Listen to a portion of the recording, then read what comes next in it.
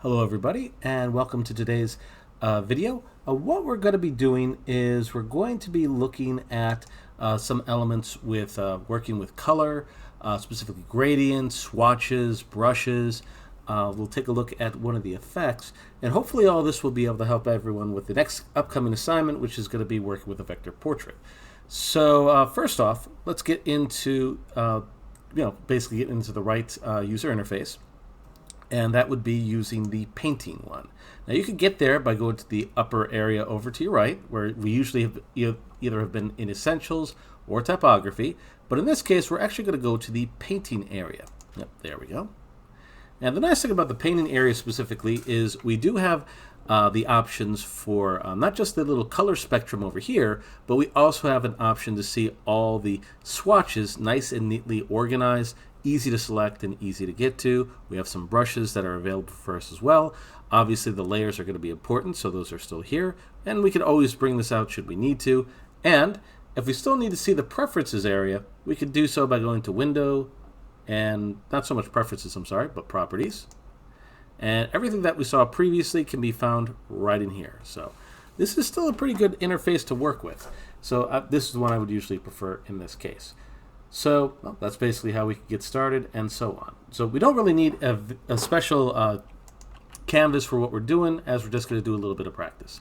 So the first thing I want to get into is I want to talk about working with gradients. So we're going to start off with just a regular shape like so. And to basically change this to a proper gradient, all you need to do is just basically select the shape of choice and go to our little areas around here. You should see one that says color, another one that says none, but right in between the two, that's where your gradient is. There are other ways you can get it, but I find this is one of the simplest ways to do it. So once you actually select the little gradient button, which is right over here, it should change black and white like so. Now I'd also recommend that, and we could do this in the switches very easily by the way, select the stroke area, just change that to none. This is going to help us for the next part of the lesson. So what we have here is a nice looking gradient, also known as basically seeing our colors going from point A to point B and all the fall off that goes off between the two. Now the way that the color works for this is pretty simple. We can get there by selecting the gradient sliders, and if we bring them closer together, you'll see that the color over here changes a little bit. And likewise, a little bit too soon on that one. If you ever need to get rid of those circles, you just basically click and drag that down, by the way. That's easy enough to do. And again, I could do the same thing by bringing the other side over. You'll see that the dark area takes more of a precedence. And there's this other little slider at the top that basically affects how the fall off is going to go between both sides. So again, a pretty useful little option for ourselves. All right. So this is basically how this particular kind of color works.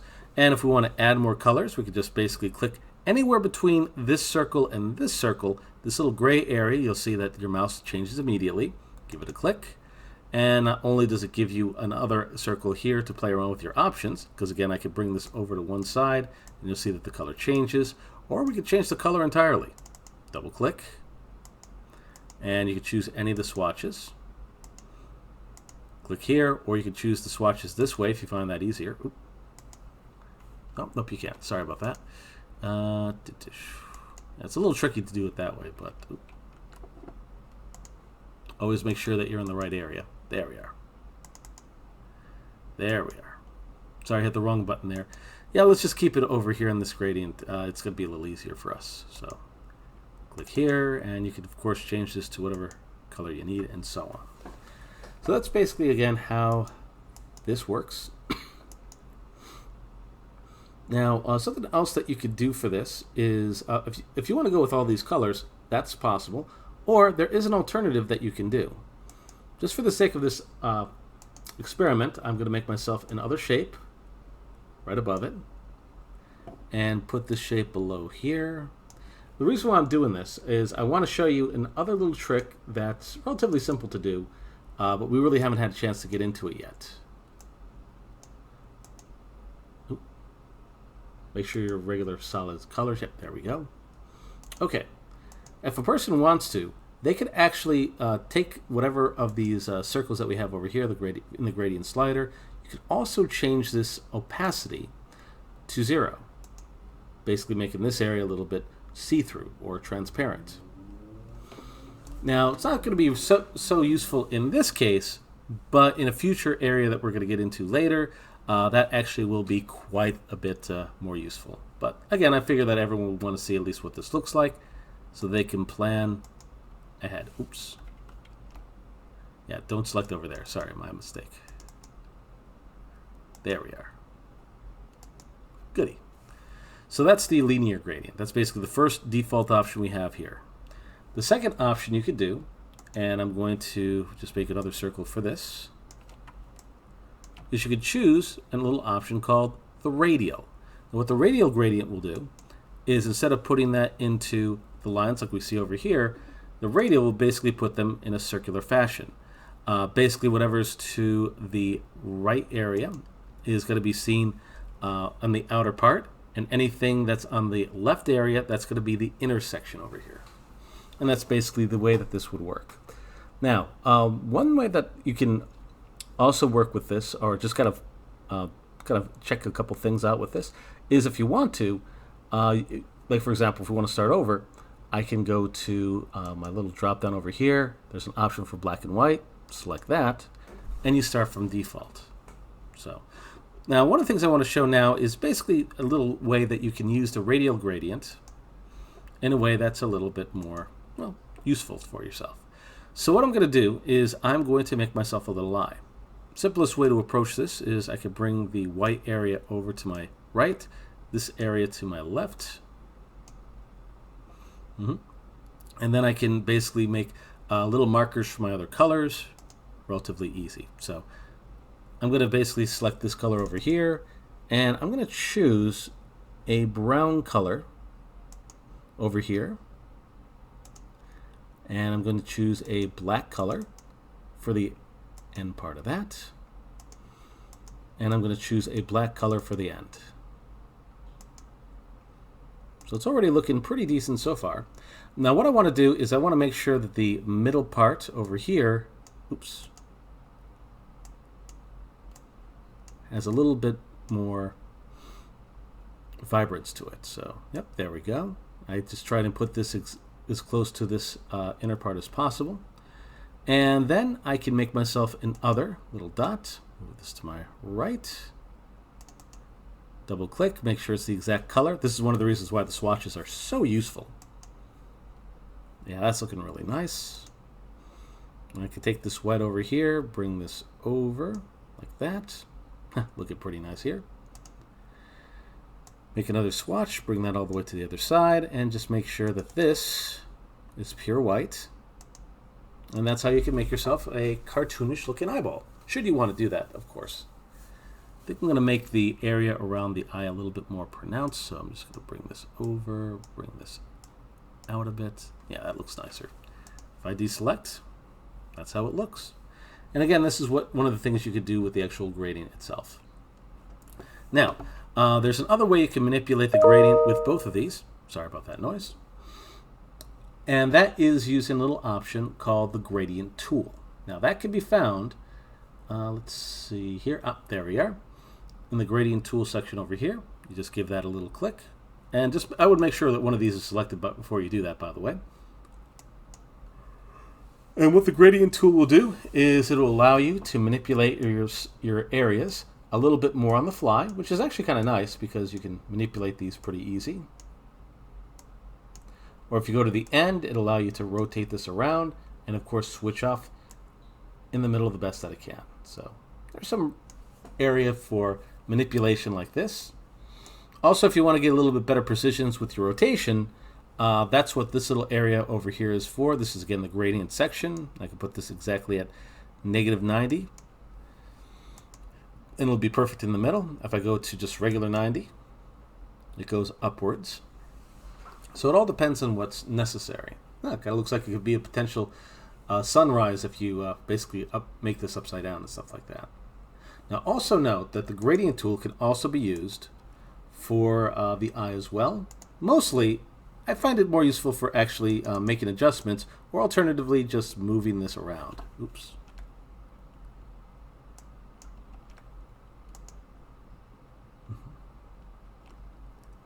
And of course, I can manipulate these sides pretty easy. All depends on exactly what you need for your gradient. So that's number 2. Number 3 I want to show is just basically the last gradient over here. This is what's called Freeform Gradient. Not going to lie, this is not one of my favorite tools, but perhaps you can find a use for it. So again, I'm going to start from my default black and white. And I'm going to just go to my Freeform Gradient. Yeah, there we go. And what's happening here is you'll see there's a couple of dots that basically do a good chunk of the work. Now what these dots do is, if I double click here, it basically makes little spheres, or circles I should say, of all the different shapes. So if this is something you can find potentially useful for you, by all means use it, but it's not too often that I see a use for these.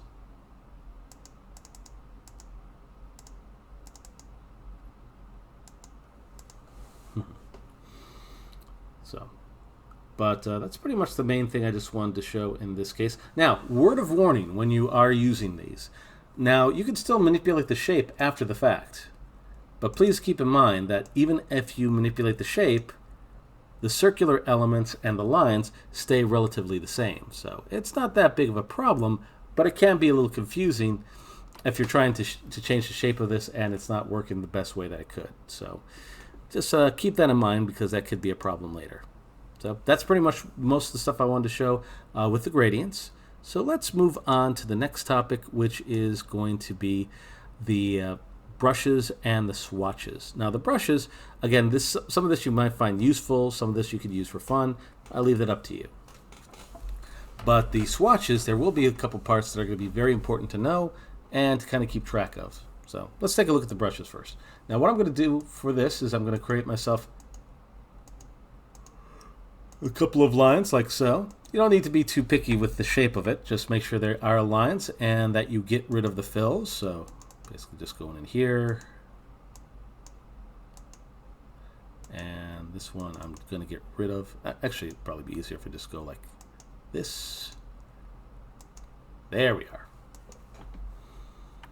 And just make yourself a couple copies of this. Command C, Command V, V, V. Now we'll leave the last one untouched in case you need to make more copies. Okay. So what we've used in the past is basically just a default basic line like what we see over here, or alternatively we've occasionally used the, or beyond that, we've used the some of the stroke options. But if you want to go a little further, you do have a couple options I could see already. Options like this charcoal feather, which basically makes a charcoal look. We have this little brush setting, which actually is kind of neat. You might be able to find a use for this. And this unique little design that's over here that you also might be able to find a use for.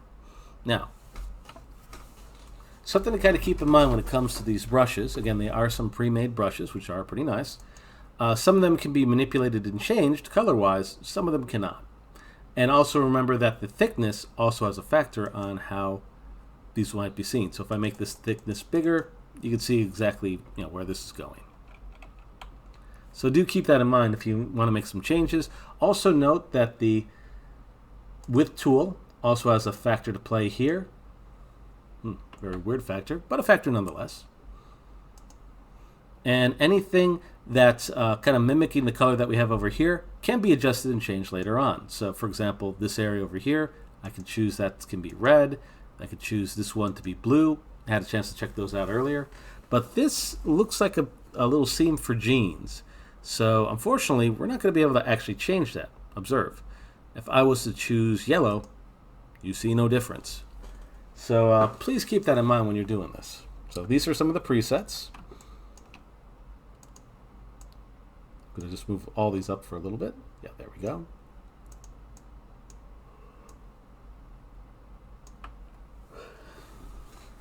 But here is a new stroke. I'm just going to paste a couple more.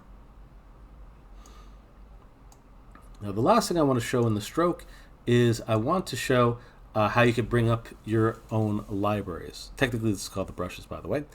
If you go to your brushes library, you see a lot of options over here. I'm going to be honest though, the one that's going to be the most useful for you is probably going to be the artistic, and just using your ink in this case. I'm partial to this when it comes to Halloween because this actually looks like ink splats, which if you use the right kind of red, looks like blood splatter a little bit. We probably need to darken that up a little because it is a little on the light side. Not bad.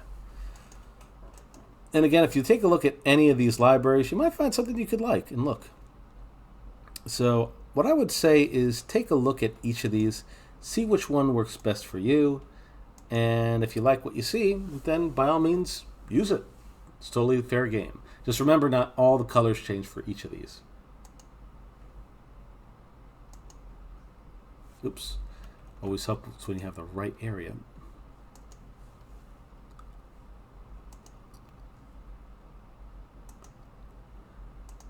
Yeah, there we go.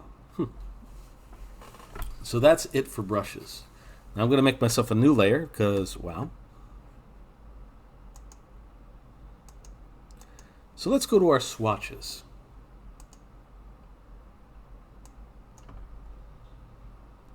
Okay, so what we'll do next is we're going to get into the whole idea of how, there we go, how we can set up our own swatches, and also how we can access the swatch library, and if necessary, which in some cases it will be, how to delete swatches. So here we go. First thing we need to do is just, I usually find this is the simplest way to do it. Make yourself a simple shape, and then think of the color that you want to make for yourself. Now, one that I've demonstrated before that seems to be relatively popular, I usually tend to do carnival food. It's summertime and usually a good time for this. So I have my thing selected, and I could use the spectrum to help me out, or alternatively, I could select the color that's over here, find the hue that I'm happy with, and if necessary, use the saturation to lighten it up a little bit, use the black to darken it. All depends on what I need. But yeah, I'm totally digging this. So I'm going to say this is cotton candy, just because. Now, if I'm going to be making myself a new swatch library, this is what I would do to get started. So my first color's over here. I'm going to go to the what's called new color group. That's this little folder over here. And I'm going to call this Carnival Food. I'm just going to leave the default settings on and hit OK. The moment I do that, you'll see whatever colors that are on this is going to be immediately created. So that's actually kind of nice. And if you need to just change a color, or like for example the name and such, you can double click here, and yeah, I can just rename this Cotton Candy and hit OK. Although make sure that you actually have your, yep, everything's good here, all good. And then when I want to make another color, say for example I want to make, ooh, this is actually kind of perfect, Candy Apple Red. Well, my color's ready. I can highlight my library. There we are. And something that looks like a new layer is also the button, at least in this case for the swatches, for new swatches. Give that a click. Name it whatever you want to. There we are. And then hit OK. And you got yourself another one. I'm going to show this one more time. So the next one I will make is going to be a little bit brownish. And I think I'm going to want to actually darken that up a little bit, so I can go to my dark black area over here, darken that up. A very nice brown pretzel color. So I can now go to my little folder over here, just make sure it's highlighted, and just hit the plus. And this is going to be pretzel. There we are. And hit OK. So that's how, if necessary, you can make your own swatches. Now, you can also delete swatches with relatively little trouble.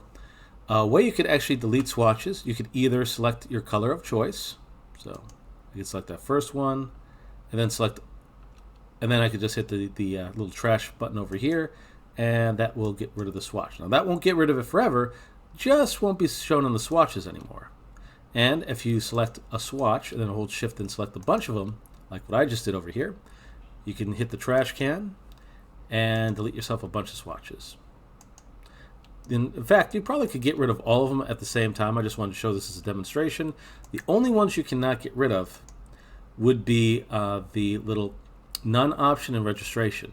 But everything else is pretty much fair game. Heck, I could even get rid of these two folders and just hit the delete key.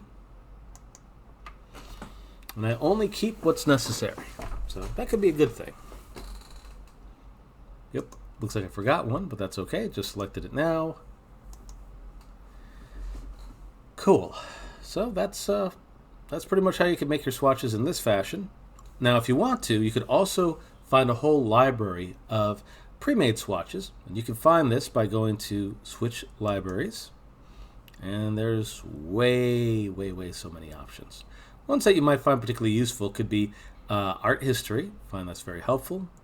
Color properties, in case you wanted either bright or cool colors and so on. Default swatches, very useful if you delete your library and then you found out later, oops, I needed that after all. Well, all the swatches, and I'll just bring this back again for the arts and illustration default swatches. Everything that we had over here can be found in here. So useful if you accidentally delete the wrong thing. And yeah, there's plenty of options in here for yourself. And that's pretty much most of the stuff I wanted to show, at least in this case. Again, if you want to, oh, actually, before I forget, if you did want a very specific color, you could go to, I'll just go to Renaissance, for example, and you can either choose any of the color to be in here simply by clicking and dragging the singular color and putting it in your swatch like so, or you could just take the whole library by just clicking the actual folder and it'll go over like that. If you realize you got the wrong one, you can just delete them with relative ease. Okay. Last thing I just want to show for the color is what would happen if you want to save this color. It's not unusual for bigger companies to potentially work in a big pipeline. So if the artists want to keep the colors consistent, they could actually decide on the color scheme beforehand and just send the color scheme to all the other artists, whether they're going to be there for motion graphics, animation, 3D, whatnot. And to do that, you could just basically have what we have over here, hit the drop down, and there's an option here for save swatches. I'm going to put this on my desktop because that's going to be relatively simple to find. I'll put S demo so I know what it's named. So now, if I go to a new scene, I go to File, New. My original swatches will come back, so that's kind of helpful to know, because again, if you delete a bunch of swatches, if you do open up a new scene, they all come back. But if I want to load the one that I had previously, just get the drop down, go to Other Libraries. So again, the drop down over here, it's the last option at the bottom. And go to S demo, and hey, take a look at that. There's all my colors. I just click the folder, brings this back. Click and drag this color to my swatches over here, and that's basically it. So if you ever have or need a custom swatch, that's pretty much it. Now the last thing I want to show is a little neat trick that you could do, which is called the effects area, and specifically the Gaussian blur. Now what I'm going to do for this one is I'm going to make myself a red ball like this, and I'm going to get rid of the stroke for now. I might decide to bring it back later. What I'm going to do is I'm going to add a lighter shine on this, and I'm also going to add some shadow work done on this. Now, I'm actually going to show this right away, so I'm just going to hit the oh, and I'm actually going to use, at least for the first one,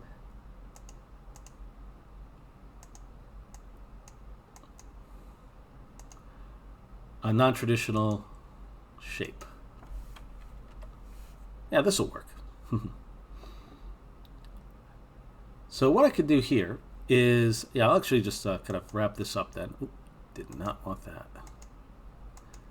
So I'm going to put a white on that area. Okay, so you know, it actually looks okay, but if I'm supposed to be using this as a light source, we could be doing better, and we are. Oop.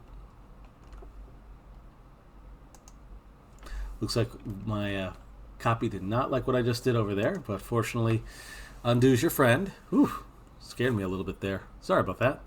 Okay, so with the shape selected, I'm going to go to a little area called Effect. You'll see an area called Blur. Now what the blur does is, as it sounds, it basically blurs out the edges more times than not to make this kind of fit a little bit nicer. In this case, we're going to spread out the corners, or should I say the rounder area at the ends, so that it looks like there's a little bit of a decay or fall off. So if I go to the Gaussian blur, I can make this go a little bit higher to give this the illusion that there's a light source coming from here. Now I could do the same thing with shadows as well. In fact, I'm going to make a new shape over here.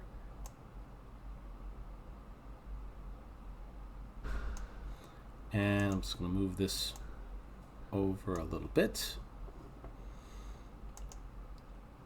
And I'm going to put this below.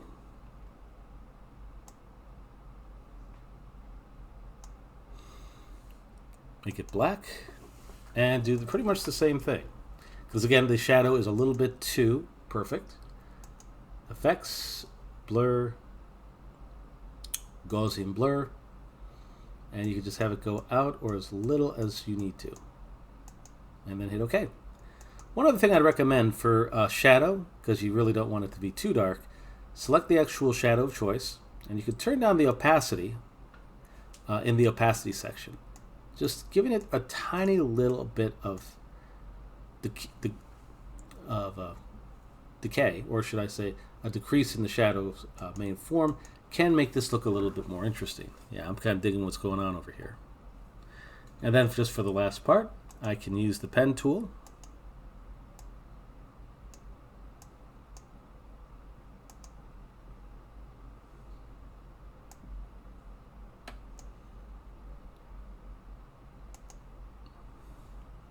And boom.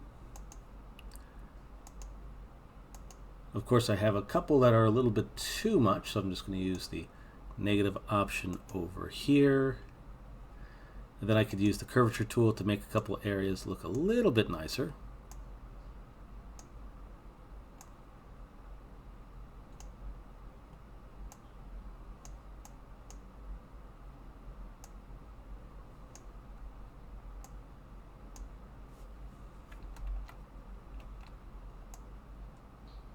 There we are.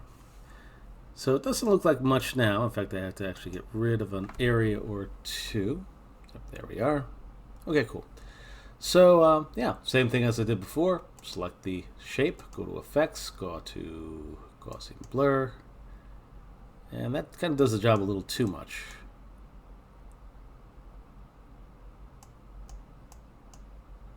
Hit OK.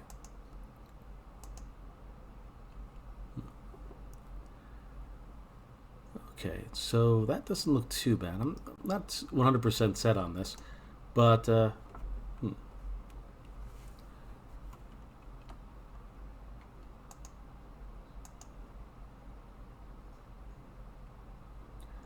So do that one more time. Let's see, Effect, Blur, Gaussian Blur, and hit OK. So that's pretty much the long and short of this. Might have to explore with this just a little bit more. Oh, I almost forgot I have to turn down the opacity a little bit. Make sure the color is pure black, which it is. So I'll experiment with this a little bit more in a bit. But that's pretty much the big thing I just wanted to talk about. Oh, one last thing. I see that some of the shadows getting a little bit outward, so I'm not a big fan of that. If you want to cut off anything past a certain point, remember, that is what your clipping mask can do. So I could just take the same color over here, bring this a little higher, and select everything but the shadow, because that's important. Go to Effect, and... well, not Effect, I'm sorry. Object. Clipping mask. Make. And boom. Oop, looks like I forgot to select the shadow, so that's why selecting everything is so important. Object. Clipping mask. Make. Yeah, that's better. I'm liking this much better. Okay, so that's pretty much the long and short of everything I wanted to show. So we'll leave it at that for now. So this is the fast version. They know that in class we took a little bit longer. That was to make sure that everyone could get all the information they needed, have a chance to practice, and so on. If you need a chance to practice some of the stuff we've shown here, you could easily just hit the pause button and you should be fine. So we're going to end this right now. Thank you all for checking this out, and hopefully you found this useful.